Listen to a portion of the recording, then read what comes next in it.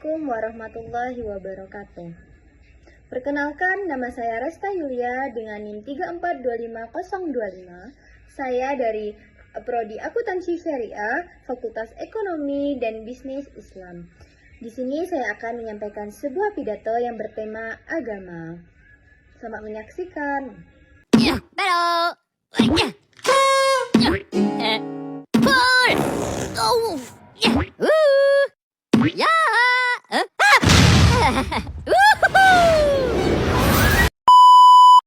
Assalamualaikum warahmatullahi wabarakatuh. Alhamdulillahirabbil alamin. Assalatu wassalamu ala asrofil anbiya'i wal mursalin wa ala alihi washabihi ajmain. Amma ba'du. Yang terhormat dosen pengampu Ibu Endang Wahyuningsi MPD dan yang saya hormati teman-teman seperjuangan. Pertama-tama dan yang paling utama, marilah kita ucapkan puja dan puji syukur kita atas kehadirat Allah Subhanahu wa Ta'ala yang dimana telah memberikan nikmat kesehatan jasmani dan rohani. Tak lupa pula, selawat beriringkan salam kita hanturkan kepada seorang pahlawan yang tak pernah makan bakwan, seorang proklamator yang tak pernah naik motor. Karena berkat beliaulah kita dapat hidup tenang tanpa perang, hidup rukun tanpa pentungan. Baiklah, di sini saya akan menyampaikan sebuah pidato yang berjudul mensyukuri nikmat Allah. Hadirin rahimakumullah. Bersyukur adalah sikap yang menyiratkan ungkapan terima kasih kita atas segala kenikmatan dalam keadaan bagaimanapun yang telah Allah berikan kepada kita. Semua yang kita miliki, baik sandang, pangan, dan papan adalah titipan dari Allah Subhanahu wa Ta'ala, yang dimana sewaktu-waktu bisa direnggutnya kembali. Di dunia ini, masyarakat ingkar terhadap nikmat-nikmat Allah walaupun sudah diberikan 1000-1000 nikmat. Contohnya saja, motornya made in Amerika Serikat, mobilnya mewah mengkilat, rumahnya bertingkat, emasnya 24 karat, di giginya terdapat jemuran berkawat. Mau apa saja tinggal suruh bodyguard, tapi sayangnya dia tak pernah mengingat akhirat. Karena mereka tidak pernah merasa puas. Kenapa? Karena dalam suatu hadis riwayat Bukhari Ibnu Abbas mendengar Rasulullah SAW berkata, apa kata Rasulullah SAW? Seandainya manusia itu diberikan 2 lembah yang isinya harta, maka mereka tidak akan pernah puas. Kenapa? Karena yang membuat perut manusia kenyang itu hanyalah harta. Artinya apa, saudara? Artinya manusia tak pernah puas walaupun punya tanah yang luas, tapi tanah masyarakat masih disikat. Walaupun sudah punya uang berlipat-lipat, tapi uang masyarakat masih diembat. Hadirin rahimakumullah, semenjak kita dalam kandungan sampai kita dilahirkan, bahkan sampai hari ini, tidak akan pernah terhitung nikmat yang telah Allah berikan. Kalaulah kita berbicara tentang nikmat yang Allah berikan, kita tak terlepas dari 4 perkara yang wajib kita ketahui sebagai hamba Allah.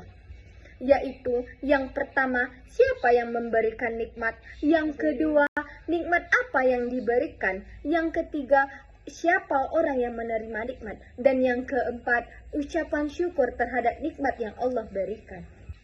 Baiklah, yang pertama, siapa yang memberikan nikmat? Yang memberikan nikmat itu adalah Allah Subhanahu wa Ta'ala. Dialah yang berkuasa menambah dan mengurangkan nikmat dari insannya. Kalaulah Allah berkehendak untuk menambahkan nikmat untuk insannya, takkan ada seorang pun yang mampu menolaknya. Begitu pula sebaliknya, seandainya Allah ingin merenggut kembali nikmat yang telah Dia berikan, maka takkan ada seorang pun yang mampu mempertahankannya. Kenapa demikian? Karena kehendak Allah di atas segala kehendak. Baiklah, yang kedua, nikmat yang diberikan. Secara garis besar, nikmat yang diberikan Allah Subhanahu wa Ta'ala itu ada 2. Yang pertama, nikmat ijad, yang artinya mengadakan sesuatu yang belum pernah ada. Yang kedua, nikmat imdad, yang artinya nikmat yang diberikan Allah ada kelanjutannya. Namun, dari semua nikmat, ada satu nikmat yang paling sempurna, yaitu nikmat iman dan nikmat kesehatan. Kalaulah kita hitung nikmat yang telah Allah berikan kepada kita, walaupun dibantu dengan teknologi yang canggih, maka takkan ada seorang pun yang mampu untuk menghitungnya. Sebagaimana Allah berfirman dalam Quran surah An-Nahl ayat 18 yang bunyinya, Bismillahirrahmanirrahim. Wa in ta'uddu ni'matallahi la tuhsuha, yang artinya, dan jika kamu menghitung nikmat Allah, niscaya kamu tidak akan pernah mampu menghitungnya. Yang ketiga, orang yang menerima nikmat Allah. Sikap manusia dalam menerima nikmat Allah tidaklah sama. Ada orang yang ketika diberikan nikmat oleh Allah, dia lupa siapa yang menerima dia. Yang ketiga, orang yang menerima nikmat.